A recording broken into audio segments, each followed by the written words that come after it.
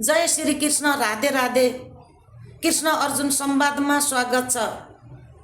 अर्जुन भन्नुहुन्छ, हे कृष्ण, कहिलेकाहीँ मलाई लाग्छ जीवन नै अर्थहीन छ। श्री कृष्ण भन्नुहुन्छ, जीवन अर्थहीन हुँदैन, हामीले बुझ्न नसकेको मात्र हो।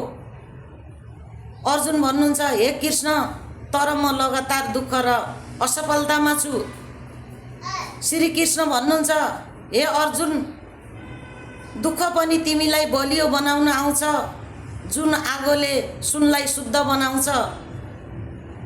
अर्जुन भन्नुहुन्छ, हे कृष्ण, म कहिल्यै पनि सही बाटो भेट्न सक्दिनँ जस्तो लाग्छ।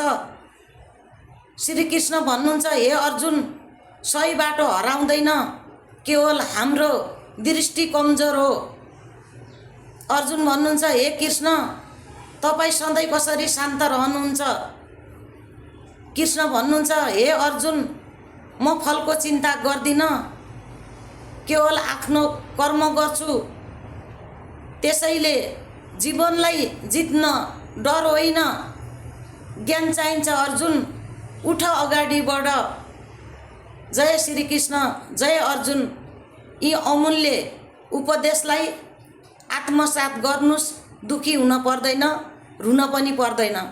राधे राधे।